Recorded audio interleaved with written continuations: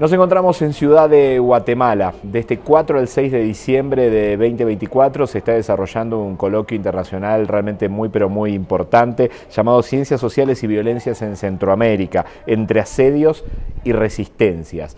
Este espacio que se está organizando convoca a un sinfín de invitados, invitadas, académicos, integrantes de los movimientos sociales realmente tremendamente valiosos, y tenemos la posibilidad de estar con uno de ellos que hoy está participando de uno de los paneles, que inclusive tiene la sede de donde trabaja, donde lleva adelante su actividad, es muy cerquita del espacio donde estamos desarrollando esta actividad. Se trata de Mario Polanco, es director del GAM, del Grupo de Apoyo Mutuo, una organización que trabaja las temáticas de derechos humanos y obviamente de familiares desaparecidos en Guatemala. Mario, gracias por estar en Claxote, gracias por estar aquí con nosotros. Es un placer. Mario, en principio cuéntanos un poco de qué se trata el GAM y cuál es el trabajo y desde hace cuánto tiempo que vienen trabajando. Bueno, el GAM es la organización más antigua que hay en Guatemala.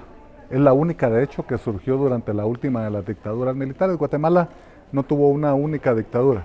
Disfrazaban las dictaduras de democracia porque había elecciones cada 4 años, aunque era el alto mando del ejército el que decidía quién era el sucesor. No importaba si ganaba uno diferente, ellos ya habían marcado quién era el ganador. Ejemplo de ello, en una ocasión Ríos Montt se lanzó como candidato y como él no era el nombrado, él no es Delfín, ¿verdad?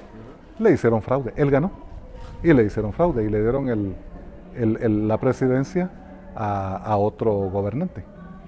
Como ejemplo de cómo era el alto mando del ejército el que decidía esto, ¿no? Pero el último de estos fue Óscar Humberto Mejía Víctores, quien le dio golpe de estado a Ríos Montt, y en ese contexto se produjeron desapariciones forzadas de manera masiva, especialmente contra estudiantes de la Universidad Estatal, sindicalistas, y en ese contexto, alrededor de 600 desapariciones en un periodo corto de tiempo, mujeres, madres, esposas, hijas, hermanas, salieron a la calle y fundaron el Grupo de Apoyo Mutuo.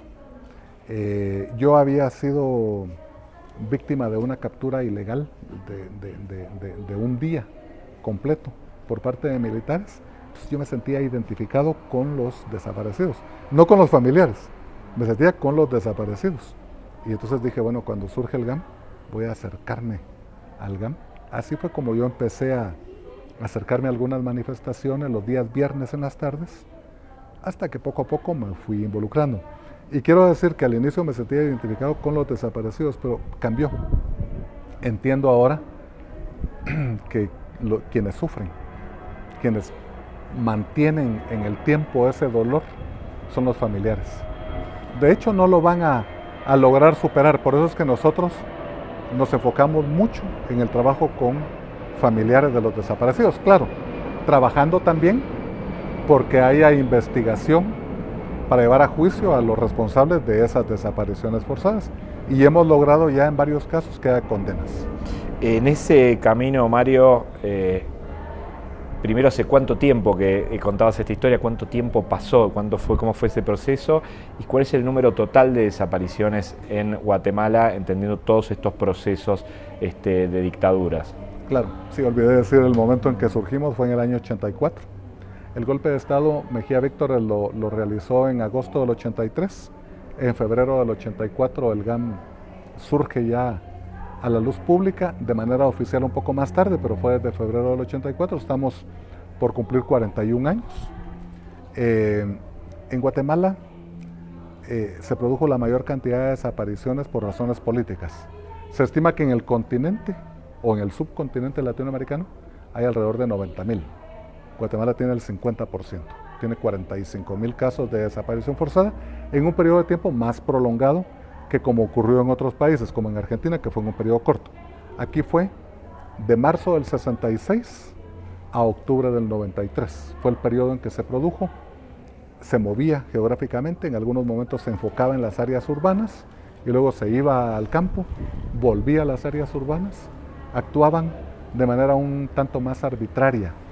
Y también quiero decirles que muy pocos sobrevivientes hay de esas capturas. Aquí no tenemos todavía información de cuáles pudieron haber sido esos centros de detención y de tortura. O sea, suponemos que fueron las instalaciones militares, pero no como en Argentina, que tienen a la ESMA, en Chile que tienen otros lugares, etcétera. No, aquí suponemos que fueron las bases militares, pero no hay certeza. Y ¿se pudo hacer un trabajo de identificación de estos desaparecidos en algún lugar? ¿Hubo apropiaciones también de niños como sucedió en la República Argentina? También el proceso de identificación de los desaparecidos ocurrió de dos maneras. Primero, cuando los familiares presentaron denuncias. Las presentaron ante el Estado, pero había un rompimiento total de Estado de Derecho, no había confianza de parte de los familiares, no iban ahí, acudieron a organizaciones como el GAM, por ejemplo. Miles de familiares llegaron a presentar sus testimonios, sus casos ahí.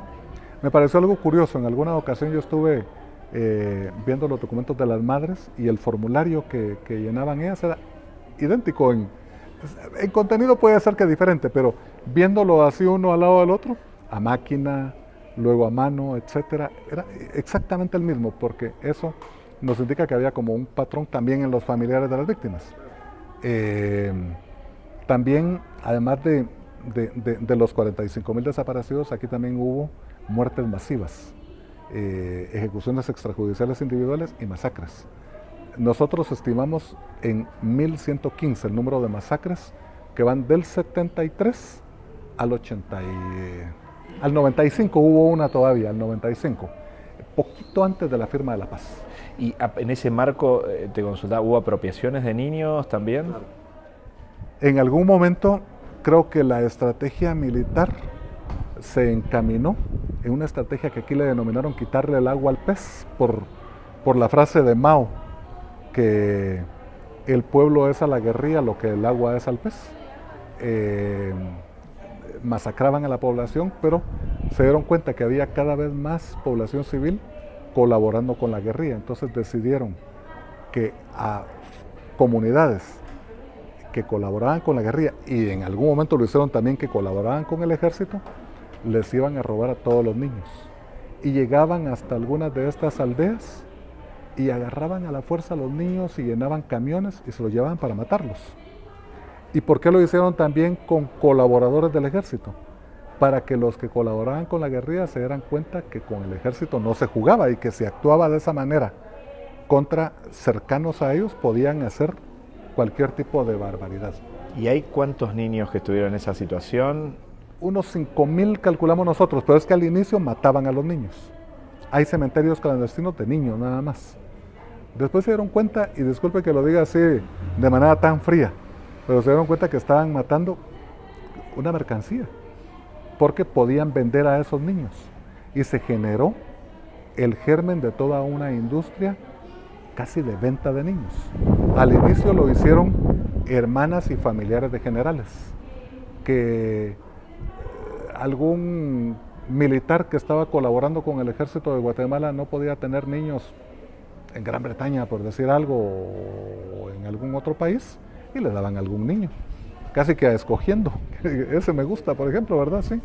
Y se lo llevaban. Después se generó toda una industria de niños que se prolongó hasta 2009, hasta que crearon una ley de adopciones, pero aquí, incluso en internet, habían paquetes de adopciones ilegales en que quien quisiera un niño le cobraban tal cantidad con visita a Tikal Antigua incluida, o sea, casi como una oferta así. Y fueron miles de niños, y la industria de las adopciones ilegales llegó a ser de hasta 12.000 millones de quetzales por año, que eso es más o menos 1.500 millones de dólares por año. Mario, en ese marco ¿existió la posibilidad de la recuperación de algunos de esos niños apropiados? 5.000 son los niños que se apropiaron durante la guerra, más o menos, pero las adopciones continuaron.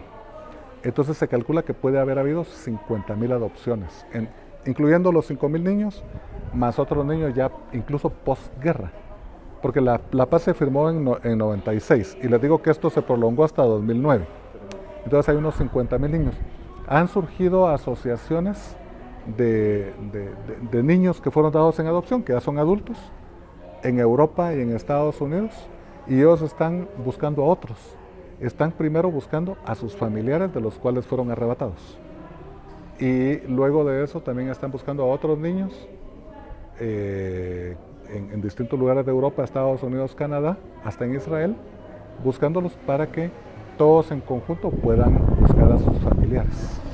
Mario, ¿cómo se dan los procesos de justicia? Entiendo que muy complejos, pero ¿cómo se hace para tener justicia en el marco de este nivel desgraciado de represión por parte del Estado? Lo que ocurrió fue que se fueron creando algunas figuras que servirían en el futuro en el marco de la búsqueda de justicia, que nosotros le llamamos justicia transicional, no en cada país le llaman de esa manera, pero se fueron creando algunas figuras, la Procuraduría de Derechos Humanos, tenemos una figura en el Código Procesal Penal que es la averiguación especial, que es para búsqueda de desaparecidos, que es algo que debiera ser motivo de estudio porque Guatemala es el único país que lo tiene, el Programa Nacional de Resarcimiento, varias figuras. Y ocurrió otro fenómeno muy interesante, y es que aquellos jueces y magistrados que eran fieles al ejército y que colaboraban con el ejército, cumplieron con su periodo laboral, se jubilaron y llegaron nuevos y jóvenes. No todos afines a la justicia, porque hay muchos jueces que están al servicio del crimen organizado y de violadores de los derechos humanos. Esos jueces que se venden, muchísimos. Pero hay casos honorables, realmente, en que jueces y juezas que son jóvenes han aplicado la justicia de manera apropiada.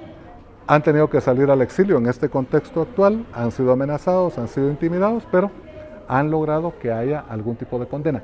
Las condenas en Guatemala son muy pocas todavía, para la cantidad de crímenes que se cometieron, son muy pocas, pero las ha habido. En este instante estamos en un retroceso enorme, en este momento.